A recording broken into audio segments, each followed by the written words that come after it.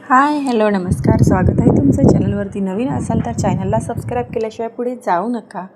तर तुम्ही हा जो मस्का बघत असाल, जो मला लावत आहे हा फक्त मस्का खाण्यापुरता आहे.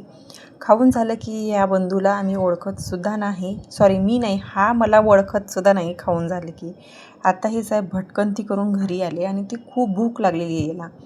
तर आता खूप भूक लागली म्हटल्यावरती आता म्याव म्याव करून तर काही भेटणार नाही, त्याच्यामुळे थोडासा मस्का लावावा लागतो.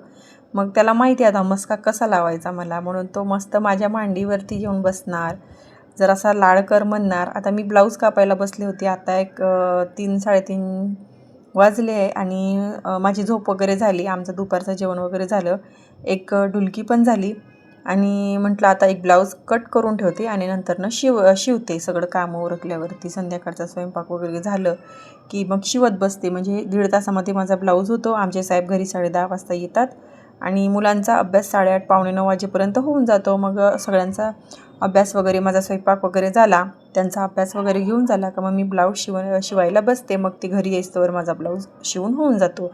तसंही काय मला अर्जंट ब्लाऊज नव्हता हा, पण आल्या वगैरे तर देऊन टाकायला म्हणून मग मी हा ब्लाऊज कट करायला बसले होते. तेवढ्यात ते साहेब आले आणि तुम्ही बघू शकता की मला कशाप्रकारे हा मस्का लावतो आहे.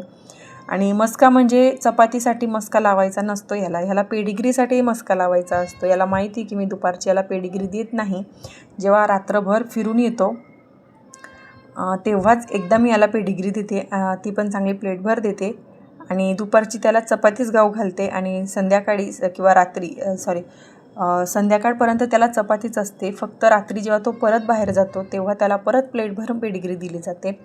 तर ही पेडिग्रीसाठी मस्का लावण्याचं काम चालू होतं त्याचं. कारण की त्याला माहिती आहे आता हिला जर मस्का लावला तर ही मला पेडिग्री देणार आणि नाही लावला तर ही मला चपातीवरती भागवणार, म्हणून हा मला मस्तपैकी मस्का लावत होता.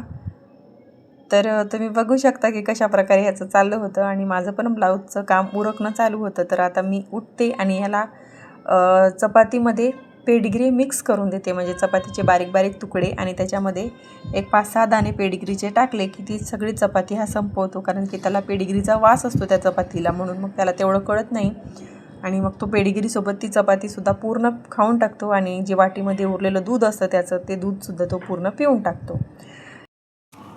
तसंही तो रात्रभरच असतो बाहेर आणि दुधावरती त्याचं तर तेवढं लक्ष नसतं, फक्त एकदाच दूध पितो. तो सुद्धा एकदम रात्री आल्यावरती एकदम असं, जर त्याला पक्की भूक लागली असेल आणि जर मी उठले नसेल तर तो दूध संपवून टाकतो. आणि जर मी उठले असेल तर लाडीगुडी लावून मला सकाळीसुद्धा असा मस्का लावून मला सकाळीसुद्धा पेडिग्री मागल्याशिवाय राहत नाही. त्याच्यामुळे पेडिग्री जर दिली तर तो दिवसभर त्याच्या वाटीमध्ये ते वाटीत दूध राहतंच. त्याच्यामुळं मग तो दुधाकडनं बघता पेडिग्रीकडे सारखं लक्ष असतं त्याचं, पेडिग्री खाऊन टाकतो. त्याच्यामुळे मी कधी जर वाटीमध्ये दूध असलं तर त्याला मुद्दामून किती मस्का लावला त्यांनी मला तरी मी पेडिग्री देत नाही दूध पिल्याशिवाय.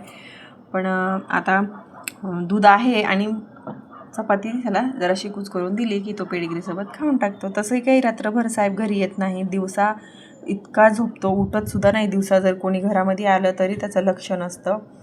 आणि आमच्या गल्लीमध्ये ना एक बोका आहे संत्र्या कलरचा, तो ह्याला अजिबात खाली उतरूच देत नाही, इतका आगाव आहे तो बोका. जर हा वरी त्याला घरापर्यंत मारत आणतो. तर चला आपण भेटूया नेक्स्ट व्लॉगमध्ये. आतापुरता एवढंच. चॅनलला सबस्क्राईब नसेल केलं तर नक्की चॅनलला सबस्क्राईब करा. Bye bye.